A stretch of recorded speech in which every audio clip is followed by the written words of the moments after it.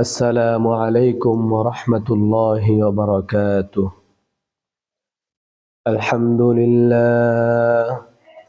الحمد لله نحمده ونستعينه ونستغفره ونؤمن به ونتوكل عليه ونعوذ بالله من شرور أنفسنا ومن سيئات أعمالنا. من يهد الله فلا مضل له ومن يضلله فلا هادي له ونشهد أن لا إله إلا الله وحده لا شريك له ونشهد أن سيدنا وحبيبنا وطبيب قلوبنا ومولانا محمد الذي أرسله بالحق بشيرا ونذيرا وداعيا إلى الله بإذنه وسراجا وقمرا منيرا. أما بعد فقد قال الله تعالى في كلامه المجيد وفي فرقانه الحميد. أعوذ بالله من الشيطان الرجيم. بسم الله الرحمن الرحيم. إن الله وملائكته يصلون على النبي يا أيها الذين آمنوا صلوا عليه وسلموا تسليما. شباب درود شريف পড়ি নামাজ درود شريف. اللهم صل على محمد وعلى آل محمد كما صليت على إبراهيم وعلى آل إبراهيم إنك حميد مجيد. محبة الشتى شباب جور شريف পড়ি اللهم بارك على محمد وعلى آل محمد كما باركت على إبراهيم وعلى آل إبراهيم إنك حميد مجيد.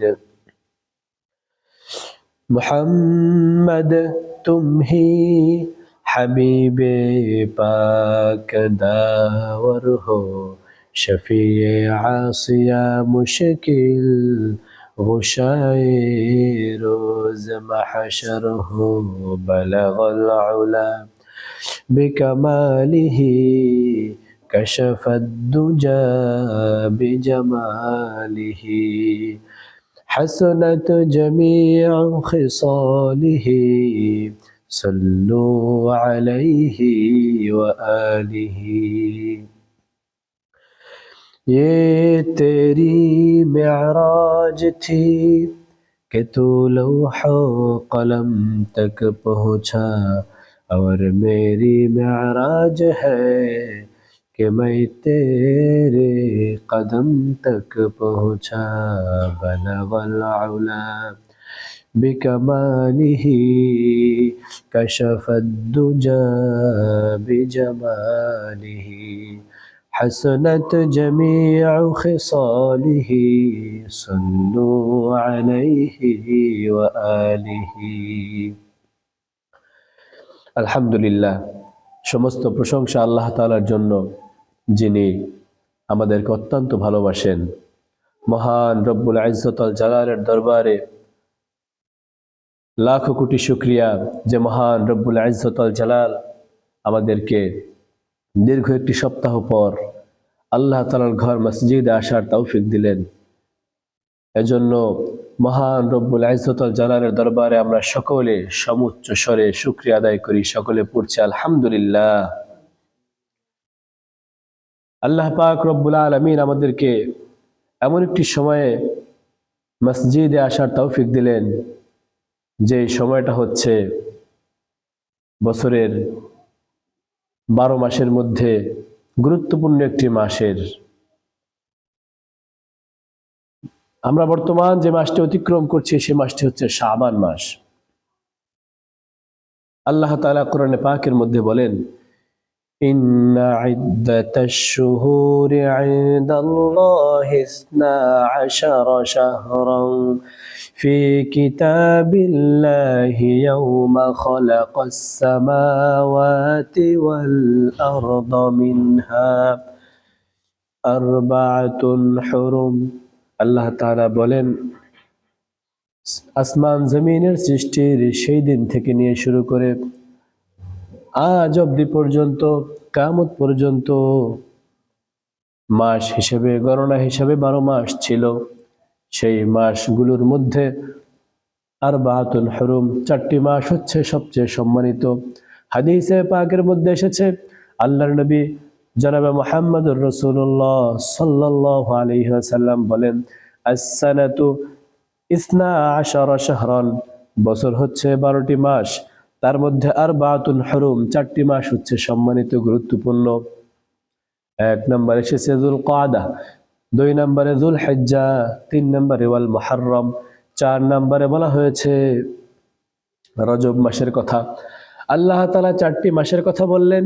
4টি মাস অত্যন্ত সম্মানিত, অত্যন্ত গুরুত্বপূর্ণ। আল্লাহর নবী বলেন, এই 4 মাসের সাথে সাথে রমজানের আগে, রমজান এবং রজব মাসের মাঝামাঝি একটি মাস রয়েছে, সেই মাসটির নাম হচ্ছে শাবান মাস। এই শাবান মাস অত্যন্ত গুরুত্বপূর্ণ। শাবান মাস অত্যন্ত গুরুত্বপূর্ণ। এই মাসে আল্লাহর নবী সাল্লাল্লাহু আলাইহি ওয়াসাল্লাম অনেকগুলো আমল করেছেন, যে আমলগুলোর কথা হাদিসে পাকের মধ্যে এসেছে। আজকে আমি জুমাকে উদ্দেশ্য করে কয়েকটি পয়েন্টে, কয়েকটি বিষয়ের উপরে আমি কথা বলবো। তার মধ্যে শুরুতে আমি কয়েকটি কথা বলতে চাই, যে আমাদের দেশে প্রচলিত বাংলা মাস রয়েছে, ইংরেজি মাস রয়েছে, আরবি মাসও আছে। কিন্তু আপনি যদি বাংলা মাস মনে না থাকে, স্মরণ না করেন, তাহলে হয়তোবা তেমন কোনো ক্ষতি আপনার হবে না। ইংরেজি মাস সম্পর্কে আপনার ধারণা না থাকলে, জানা না থাকলে তেমন কোনো ক্ষতি হওয়ার সম্ভাবনা নেই। আজকে বাংলা মাস মাঘ মাসের আজকে 24 তারিখ চলে, ইংরেজি মাস ফেব্রুয়ারির আজকে 7 তারিখ, আর শাবান মাসের আজকে 8 তারিখ চলছে। তো যদি আমরা আরবি মাস সম্পর্কে আমাদের ধারণা না থাকে, তাহলে আমাদের অনেক ইবাদত, অনেক আমল আমাদের ছুটে যেতে পারে। এজন্য আরবি মাস প্রত্যেক মুসলমানের স্মরণ রাখা, আরবি মাসকে স্মরণ করা, এটা প্রত্যেক মুসলমানের দায়িত্ব, জরুরি মনে করি। আমি 4টি পয়েন্টে কথা বলবো। সর্বপ্রথম বলবো, শাবান মাসে আল্লাহ নবী সাল্লাল্লাহু আলাইহি ওয়াসাল্লাম যে আমলগুলো করতেন, সে আমলগুলোর মধ্যে গুরুত্বপূর্ণ একটি আমল হচ্ছে নফল নামাজ বেশি বেশি আল্লাহ নবী পড়তেন। সারা বছর তো নফল নামাজ মানুষ পড়ে, যাদের তাহাজ্জুদের অভ্যাস আছে তারা কিছু কিছু তাহাজ্জুদ পড়া, এই মাসটাকে বেশি বেশি স্মরণ করা। কারণ আমরা প্রতিনিয়ত এমন একটি মাসের দিকে আমরা আগাচ্ছি, যেটি হচ্ছে মহিমান্বিত রমজানুল মুবারক। এই জন্য এই মাসটা আমাদেরকে অত্যন্ত প্রস্তুতি নিতে হবে রমজানের জন্য। নফল নামাজ বেশি বেশি পড়া এই মাসটিতে প্রয়োজন। আল্লাহর নবী হযরত মুহাম্মদ সাল্লাল্লাহু আলাইহি ওয়াসাল্লাম নফল নামাজ পড়েছেন অধিক পরিমাণে এই মাসে। আল্লাহ তাআলা কোরআনে পাকের মধ্যে বলেন, কুমিল লাইলা ইল্লা কলিলা, ও নবী আপনি দাঁড়ান, রাতের কিছু সময় আপনি দাঁড়ান, তাহাজ্জুদের নামাজ পড়েন। কোরআনের অন্য আয়াতে আল্লাহ তাআলা বলেন, ওয়া মিনাল লাইলি ফাতাহাজ্জাদ বিহি নাফিলাতাল লাকা আসা আন ইয়াবআসাকা রাব্বুকা মাকামান মাহমুদা। ও নবী, রাতের বেলা আপনি রাতের কিছু অংশ সময় দাঁড়ান, তাহাজ্জুদ পড়েন। আশা করা যায় আল্লাহ তাআলা আপনার সম্মানকে বৃদ্ধি করে মাকাম মাহমুদা পর্যন্ত পৌঁছে দিবেন। বিশাল সম্মানের অধিকারী আল্লাহ তাআলা আপনাকে করবেন। এজন্য তাহাজ্জুদের গুরুত্ব রয়েছে। তাহাজ্জুদ এশার নামাজের পর থেকে কিছুক্ষণ ঘুমানোর পরে তাহাজ্জুদ পড়তে হয়। আল্লাহ তাআলা বলেন, এই পৃথিবীতে আমি আমার এমন একজন বান্দা রয়েছে যার আমলকে আমি পছন্দ করি। হযরত দাউদ আলাইহিস সালামের কথা আল্লাহ তাআলা বললেন। হযরত দাউদ আলাইহিস সালাম রাতের বেলা কিছু অংশ ঘুমাতেন, আর কিছু অংশ তিনি তাহাজ্জুদে কাটাতেন। একদিন রোজা রাখতেন, আর একদিন রোজা ভঙ্গ করতেন। আল্লাহ তাআলা বলেন, দাউদের নামাজকে আমার খুব পছন্দ হয়। তাহলে বোঝা গেল তাহাজ্জুদের নামাজ আমাদের পড়তে হবে। আর যাদের তাহাজ্জুদের অভ্যাস নেই, অন্তত পক্ষে ফরজ নামাজ পড়ে বের না হয়ে গিয়ে 2 রাকাত 4 রাকাত নফল নামাজ সাথে পড়ে নেই। শাবান মাসে আল্লাহ নবী সাল্লাল্লাহু আলাইহি ওয়াসাল্লাম অধিক পরিমাণে নামাজ পড়েছেন। আর নামাজ পড়লে কি হবে? কোরআনে আল্লাহ বলেছেন, ওয়াসজুদ ওয়াক্তারিব। আমার কোনো বান্দা যদি আমার নিকটবর্তী হইতে চায়, তাহলে সে যেন বারবার সেজদা করে। সেজদা করলেই আমার নিকটবর্তী হওয়া যাবে। তাহলে নফল নামাজ একটু বাড়িয়ে দেওয়া যাবে কিনা বলেন? নফল নামাজ একটু বাড়িয়ে দিতে হবে। এই হচ্ছিল আমার প্রথম বিষয়। দ্বিতীয় আমি যে বিষয়টি নিয়ে আলোচনা করতে চাই সেটি হচ্ছে একটি গুরুত্বপূর্ণ বিষয়, যাকাত। যাকাত আদায় করতে হবে। আল্লাহ তাআলা বলেন সূরাতুল মুমিনুনের ভিতরে, মুমিনরা অবশ্যই সফলকাম হয়ে গিয়েছে, তবে 7-8টি গুণ রয়েছে। এই 7-8টি গুণ যদি মুমিনরা যদি ফলো করতে পারে, অনুসরণ করতে পারে, তাহলে নিশ্চয়ই মুমিনরা সফলকাম হয়ে যাবে। তার মধ্যে একটি গুরুত্বপূর্ণ আমল হচ্ছে আল্লাহ তাআলা বলেন, ওয়াল্লাযীনা হুম লিয-যাকাতি ফাঈলুন। যারা যাকাত প্রদান করে নিয়ম মতো। যাকাত বছরের যে কোনো সময় দেওয়া যায়, যে কোনো সময় আদায় করা যায়। তবে অধিকাংশ বিশাল এক জামাত সাহাবায়ে কিরামের, ওনারা রমজানের আগেই যাকাত দিয়ে দিতেন। তাবিঈনদের অনেক তাবিঈন এমন ছিলেন যেনারা রমজানের আগেই যাকাতটা দিয়ে দিতেন। এতে করে কি হয়? আপনি যাকাতের টাকাটা রমজানের আগে দিয়ে দিবেন, তাহলে দেখা যায় অনেক গরিব মানুষ তারা রমজানটা সুন্দরভাবে কাটাতে পারবে। আপনি যাকাতের টাকাটা যদি রমজানের আগে দিয়ে দেন, অসংখ্য অগণিত গরিব মানুষ যারা রয়েছে আপনার আশেপাশে, তারা রমজানের আগে কিছু ছোলা, কিছু মুড়ি, কিছু ভালো খাবার কিনে রাখতে পারবে। তাদের রোজাটা চিন্তামুক্ত নির্বিঘ্নে তারা আদায় করতে পারবে। এজন্য যাদের যাকাত দেওয়া সম্ভব, রমজানের আগেই যাকাতটা দিয়ে দিলে ভালো হয়। তবে বাঙালি মুসলমান তো খুব চালাক। এরা চিন্তা করে রমজানে দান করলে তো 1 টাকা দান করলে 1/70, 1 টাকায় 70 টাকার সওয়াব। সুবহানাল্লাহ। তো ওরা চিন্তা করে রমজানে দিলেই তো ফায়দা বেশি। আরে ভাই, সেটা তো আমিও মানি, রমজানে দিলে অবশ্যই অনেক ফায়দা, অনেক সওয়াব। কিন্তু যদি যাদের সম্ভব রমজানের আগে দিয়ে দিলে দেখেন না, আপনার মুসলিম ভাইদের অনেক উপকার হবে। এই ছিল যাকাতের বিষয়ে আজকের আমার কথা। 3 নম্বর যে বিষয়টি আমি বলবো সেটি হচ্ছে রোজা, কাজা রোজা। দেখা যায় রমজান অনেকে রোজা রাখতে পারে না। এখানে 2টা ভাগ হয়ে যায়। একটা হচ্ছে ইচ্ছা করে রোজা রাখলোই না, আরেকটা হচ্ছে রোজা যে কোনো কারণে ভেঙেছে। আল্লাহ তাআলা উভয় শ্রেণীর কথাই কোরআনে বলে দিয়েছেন। আল্লাহ তাআলা বলেন, আমার যে বান্দা ইচ্ছা করে রমজান মাসে রোজা কাজা করলো, রোজা রাখলো না, সেই বান্দার যদি রমজানের পরে আমার কথা স্মরণ করে রোজা রাখার চিন্তা করে, তাহলে তার একটার বদলে একটা রোজা রাখলে চলবে না। আল্লাহ তাআলা সূরাতুল মুজাদালার ভিতরে বলেন, ফামাল্লাম ইয়াজিদ ফাসিয়ামু শাহরাইনি মুতাতাবিআইনি মিন ক্বাবলি আইয়াতামাসসা। আল্লাহ তাআলা বলেন, যদি রোজা রাখতে চায় তাহলে টানা 2 মাস ধারাবাহিকভাবে রোজা রাখতে হবে। অ্যান্টিবায়োটিক কোর্স, বুঝতে পারলেন? অ্যান্টিবায়োটিক ওষুধ যেমন 7 দিন খাইতেই হবে একটার পর একটা লাগাতার, রোজাও 2 মাস লাগাতার রাখতে হবে, শাস্তি। আর যদি না রাখতে পারে রোজা, ফামাল্লাম ইয়াস্তাতি' ফাইতআমু 60 মিসকিনা, তাহলে 60 জন মিসকিনকে খাওয়াতে হবে প্রত্যেকটা রোজার বদলে। যে কটা রাখতে না রাখবে সেই কটার বদলে। এখন আপনি 30টা রাখেন না, প্রত্যেকদিন 60 জন করে খাওয়াবেন, 30 জনের বদলে যে কটা হিসেব করে খাওয়াই দিয়েন। এটা হচ্ছে একটা শ্রেণী, রোজা রাখলোই না ইচ্ছা করে। দ্বিতীয় নাম্বার আরেকটা শ্রেণী রয়েছে, যারা ইচ্ছা করে নয়, ওজরের কারণে, সমস্যার কারণে রোজা রাখতে পারেনি, তাদের কথা আল্লাহ তাআলা কোরআনে পাকের মধ্যে বলে দিয়েছেন। আল্লাহ তাআলা বলেন, ফামান কানা মিনকুম মারিদান আও আলা সাফারিন ফাইদ্দাতুম মিন আইয়ামিন উখর। আল্লাহ তাআলা বলেন, যে ব্যক্তি রোগাক্রান্ত হয়েছে, রোগগ্রস্ত হয়েছে, মুসাফির হয়ে গিয়েছে, মুসাফির অবস্থায় বা রোগগ্রস্ত অবস্থায় যে ব্যক্তি রোজা রাখতে অক্ষম হলো, রোজা রাখতে পারলো না, সেই ব্যক্তির জন্য বিধান রয়েছে সে একটির বদলে একটি রোজা রেখে দিলেই হবে। তবে একটা কথা শুনে রাখুন, রমজানের রোজা কাজা করে, রমজানের রোজা না রেখে কিয়ামত পর্যন্ত যদি রমজানের বাইরে রোজা রাখা হয়, তাহলে রমজানের যে ফজিলত ছিল, যে বরকত ছিল আল্লাহর পক্ষ থেকে, ওই রকম বরকত আর ফজিলত পাওয়া সম্ভব নয়। এজন্য রোজা রাখতেই হবে কষ্ট করে। তবে তৃতীয় আরেকটি শ্রেণী রয়েছে আমাদের মা বোনেরা, তারা ইচ্ছা করলেই 30টা রোজা রাখতে পারে না, তাদের রোজা ভাঙতেই হয়। তাহলে তারা কি করবে? তারা রোজা রেখে নিবে, কারণ রমজানের আগে আগে রোজা রাখতে হবে। আপনি তো আর রমজানের 30টা রোজার মধ্যে কাজা রোজা আদায় করতে পারবেন না, ওটা তো আপনার রমজানের বাহিরেই আদায় করতে হবে।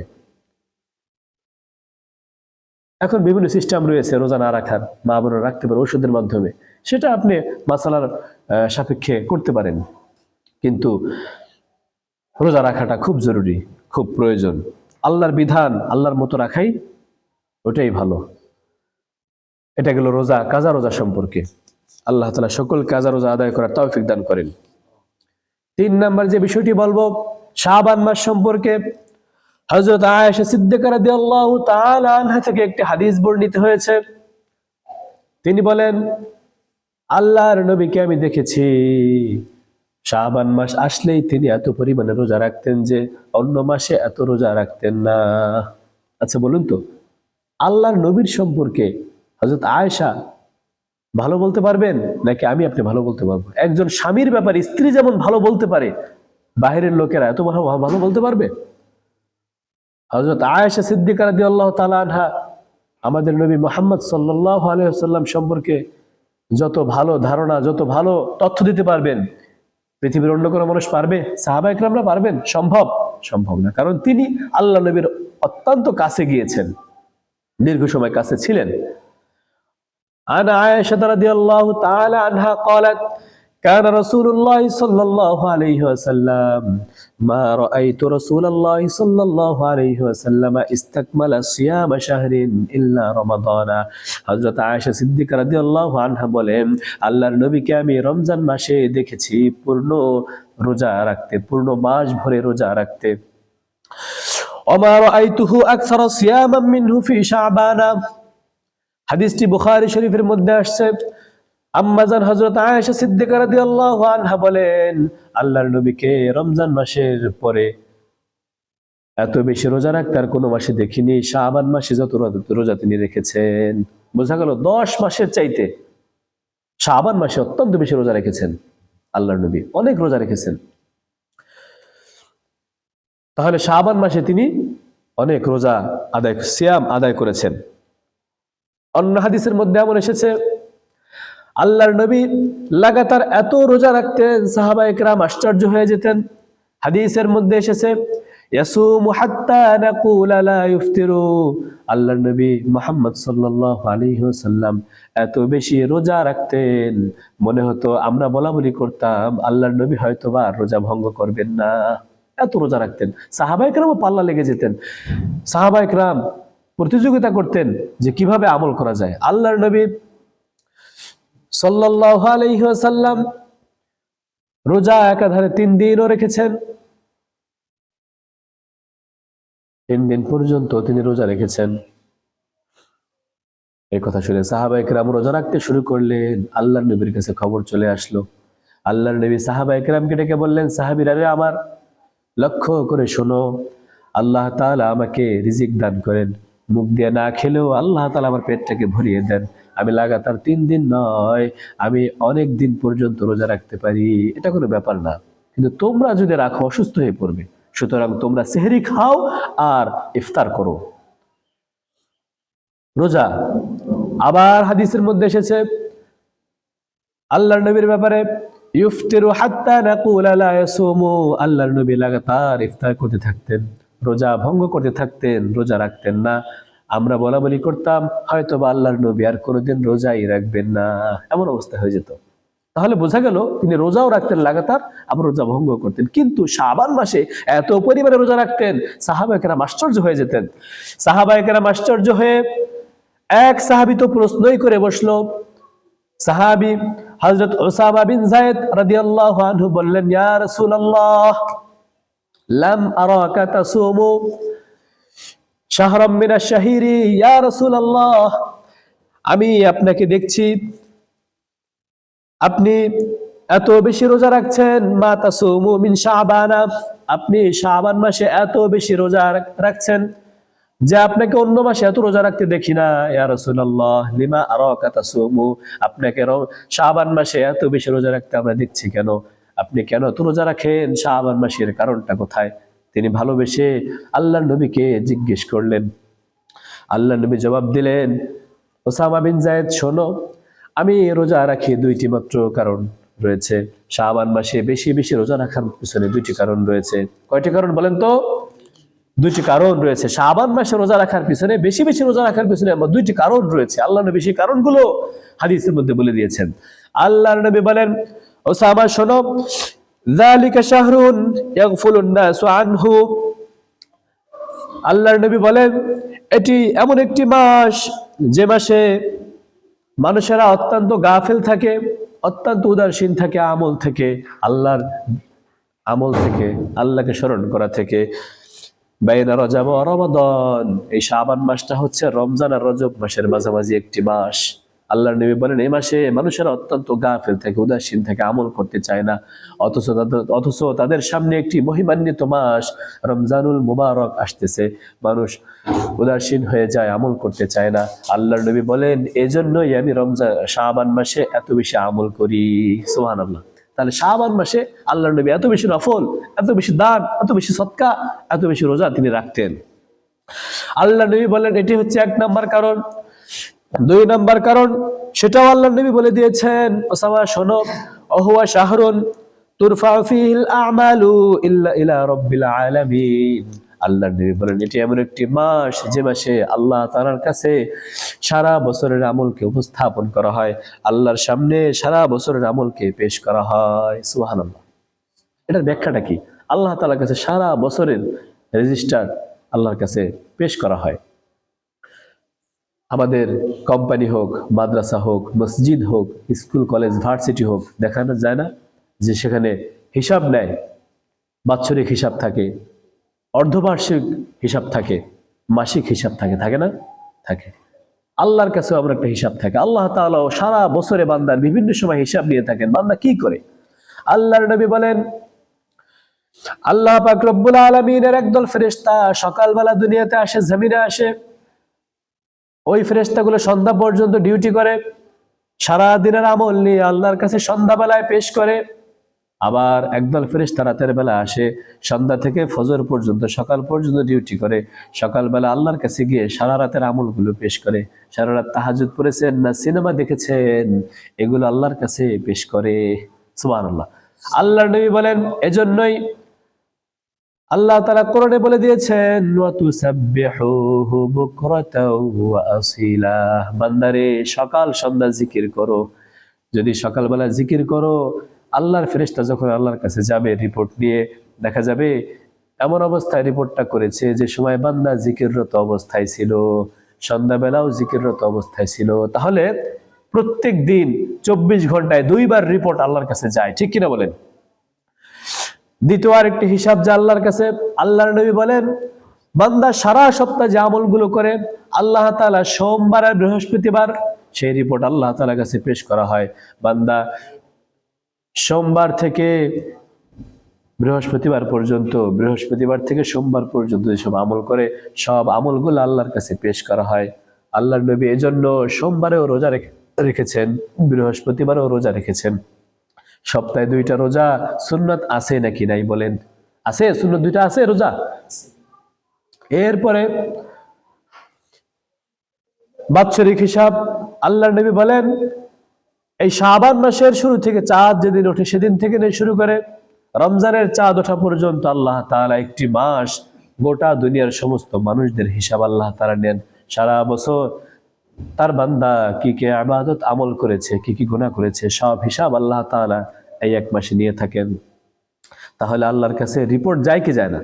আল্লাহ নবী বলেন উহিব্বু আন ইউরফা আমালি ওয়া আনা সাইমুন। আল্লাহর নবী বলেন আমি পছন্দ করি আমার আমলটা আল্লাহর কাছে পৌঁছাক এমন অবস্থায় যখন আমি নিজে রোজাদার অবস্থায় ছিলাম। সুবহানাল্লাহ। এজন্য আমি রোজা রাখি শাবান মাসে, আল্লাহর কাছে রিপোর্ট যাবে আর আমি রোজা অবস্থায় থাকবো, আল্লাহ খুব খুশি হবেন, এজন্য রোজা রাখি।